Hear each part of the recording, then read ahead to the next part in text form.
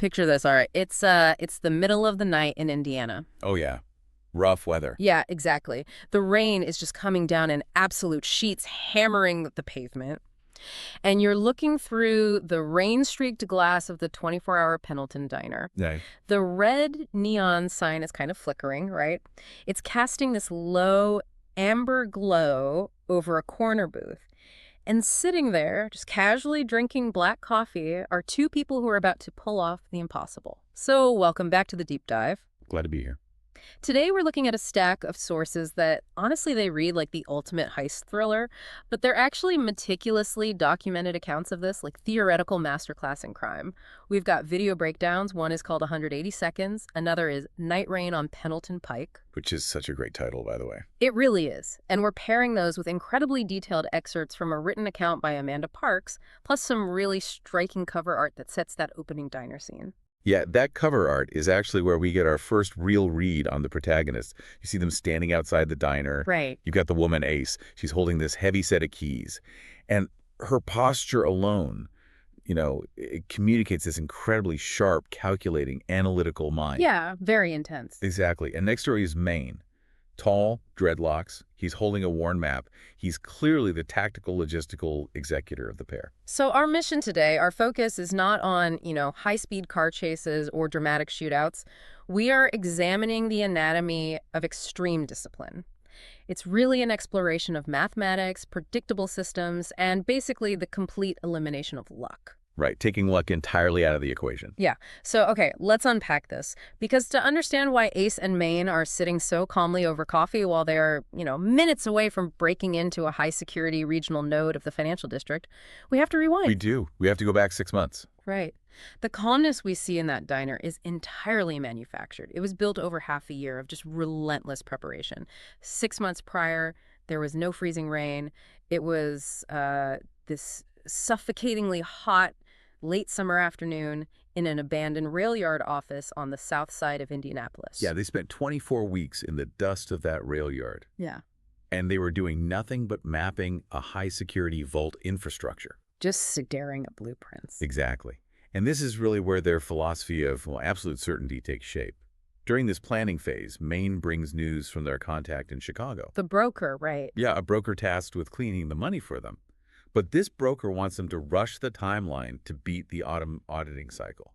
He wants a guarantee. Which is like the classic demand, right? The money guy wants it done faster. And looking at this from the outside, spending 6 months sitting in stifling hot rooms, staring at blueprints, eating bad diner food. It's a lot. It seems completely disproportionate to what ultimately becomes a 180-second window of action.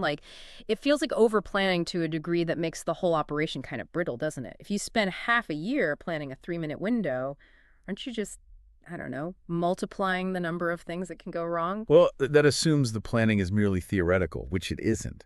What's fascinating here is Ace's response to that exact pressure from Chicago. What does she do? She outright refuses to rush. She points out that an accelerated timeline means they'd overlook the what she calls the frequency drift on the secondary relays. Okay, wait, I need to pause right there. Because frequency drift sounds incredibly cool, but also like pure Hollywood hacker jargon. What is actually happening inside those relays? Yeah, it sounds like sci-fi, but it's very real. In highly complex electronic security systems, hardware components degrade and shift over time. Oh, like just normal wear and tear. Exactly. The quartz oscillators that dictate the timing mechanisms on those secondary alarm relays, they respond to real-world conditions, temperature fluctuations, humidity, just general wear. So the heat in the building literally changes how the lock works? Yes. Over a few years, a relay's internal clock can drift by microscopic fractions of a second. So if you use a generic bypass tool to hack that relay, the timing of your injected code won't align perfectly with the drifted hardware. Oh, wow. Yeah. The electronic handshake fails, and you trigger a precinct-level silent alarm before you even clear the perimeter wall. That's wild. Well, so a shortcut isn't just, a mistake. It's a terminal illness for the whole operation. Precisely. Ace isn't just looking at the blueprints. She is literally calculating the physical decay of the security hardware. Because the Chicago broker only sees numbers on a ledger. Right. He doesn't see the reality of a 20-year sentence in a federal penitentiary. Ace's standard for success goes far beyond just, stealing the money. Her metric is to execute the breach and leave behind nothing but absence. Absence. I love that word for this. Yeah. And to achieve that, they spend those 24 weeks mapping out the transit times of the local police. The specific model of every single camera housing within 3 blocks, the rotational schedule of the guards, everything. Which brings us back to the rain. It's 2:05 a.m.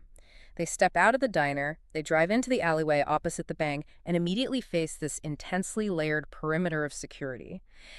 And the first layer is the human element, right? A roving graveyard shift guard.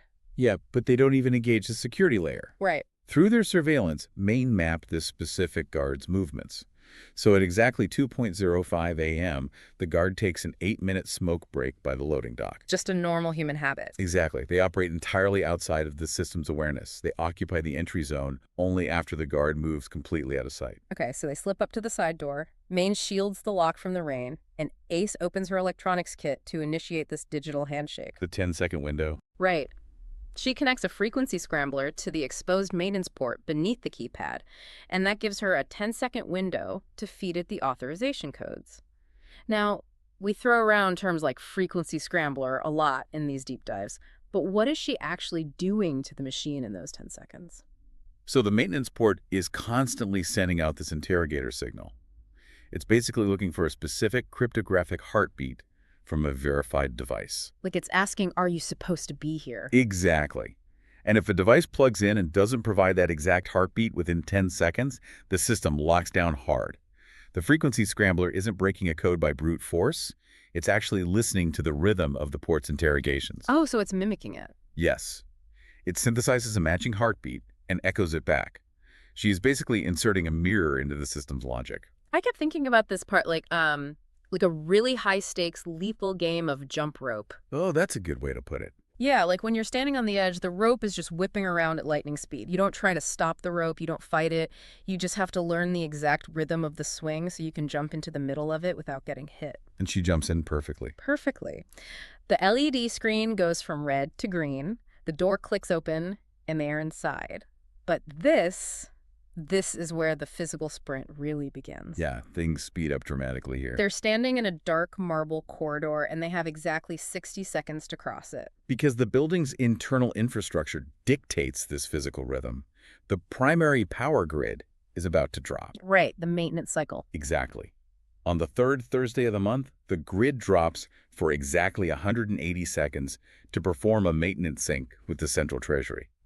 But the moment the primary grid drops, hidden floor pressure plates, these really sensitive piezoelectric sensors, they arm themselves across that dark marble floor. So every stride they take down that hallway is measured against this invisible countdown.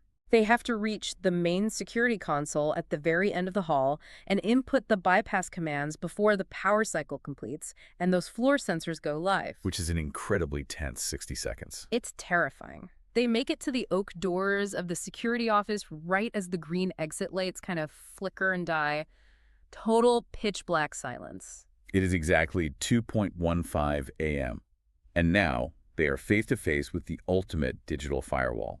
Okay, so Maine turns on his tactical light, Ace is at the terminal, and down the hall, they can actually hear the heavy metallic clanking of the vault's automated deadbolts. The locks are starting their cycle early. Right. Maine actually warns her, but Ace doesn't even look up. She says the deadbolts aren't engaging, they are cycling. So what does this all mean for the hack? I mean, honestly, my instinct here would be to just rip the terminal out of the wall or, hit a manual kill switch. Why let the deadbolt cycle at all? Well, a manual kill switch is exactly what the system is hoping an intruder will use. Wait, really? Yes. This brings up an important concept in security. Fail-safe versus fail-deadly architecture. Fail-deadly. That sounds intense.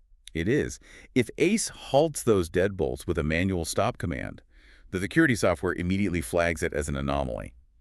The vault system is fail-deadly. Meaning? Meaning if it loses communication or receives an unexpected halt command, it triggers a permanent hard lock on the entire facility.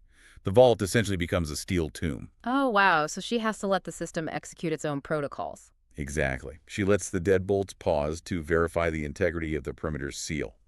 Once the system confirms the perimeter is secure, there is a predictable, built-in 2-second delay before the final irreversible lock engages. Just 2 seconds. It takes 2 seconds for the signal to travel from the perimeter sensors to the central processor and back to the vault doors. 2 seconds. So Ace waits for the verification cycle to start, and she spoofs the authorization code right into that specific micro window. Yep. She is injecting a false confirmation packet exactly when the system expects a perimeter ping.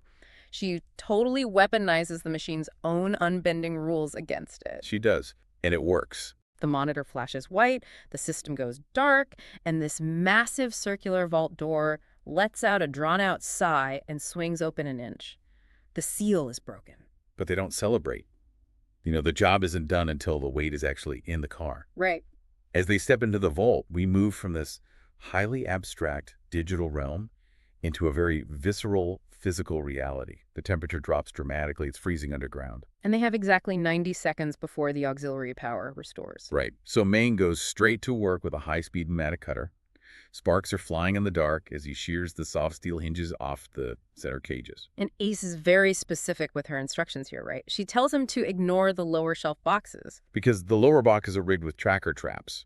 They only target the center stack, which holds the high-denomination bundles.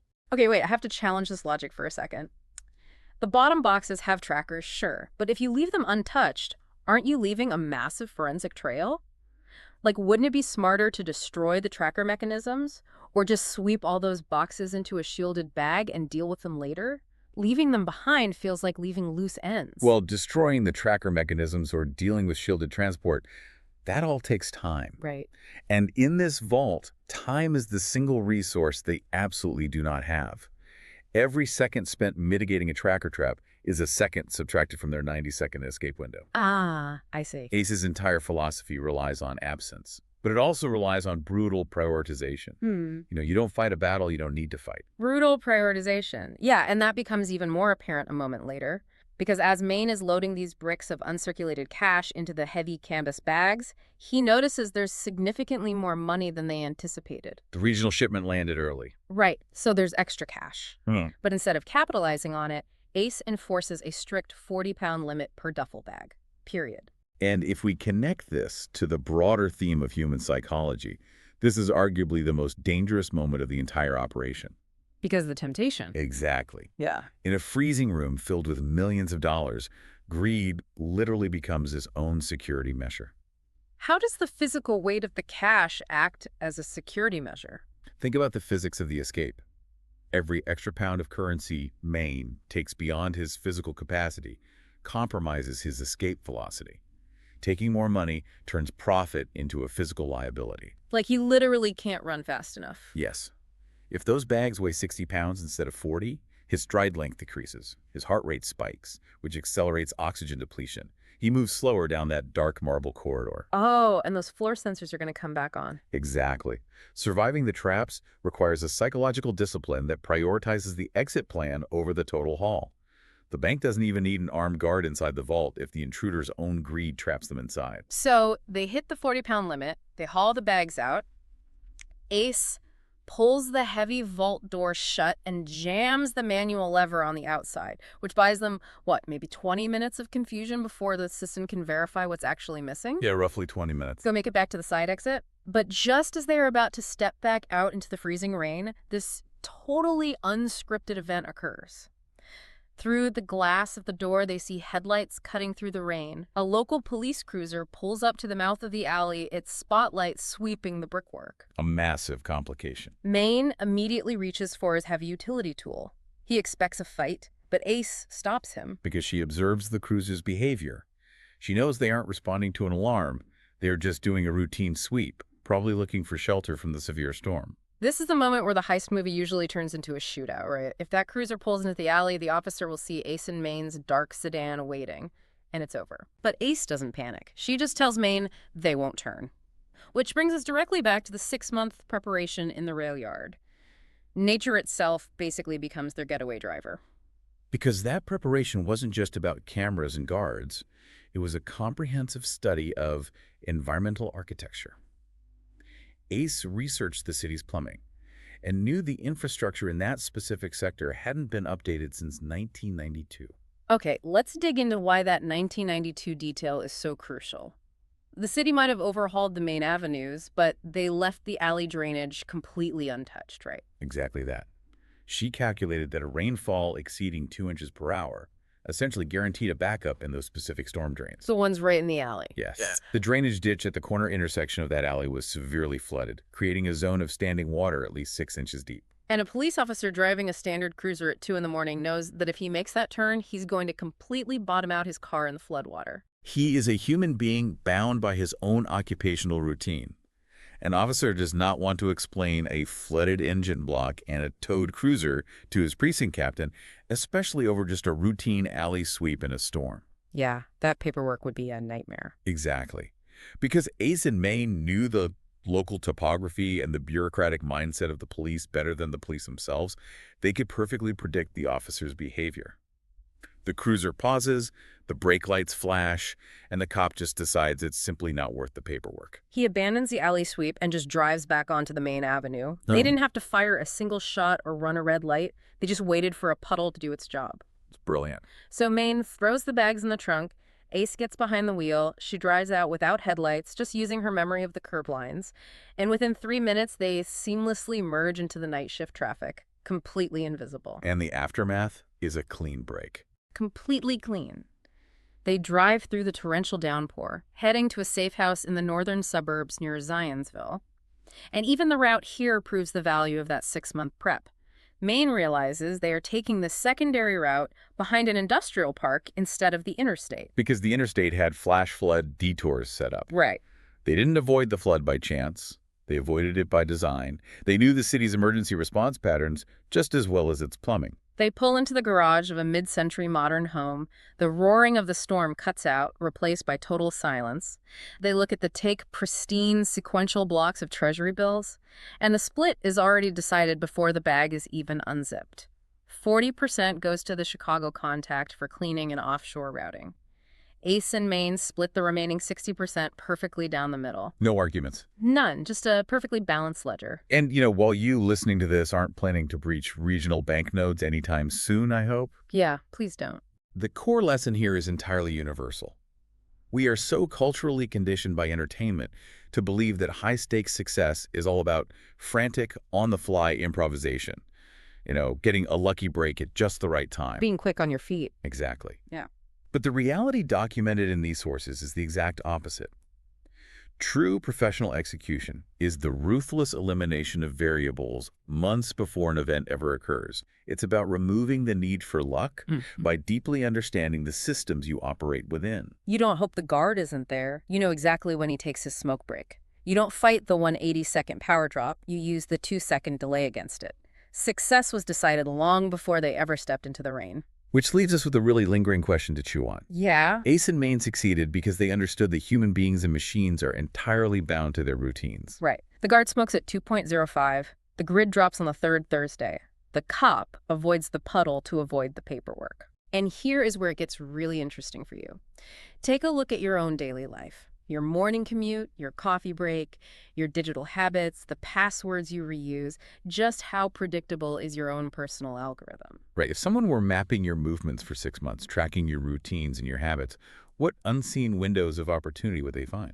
How many 180-second windows are you leaving wide open every single day? It really makes you look differently at the person sitting quietly in the corner booth of a flickering diner, just watching the world go by. Until next time, keep your eyes open.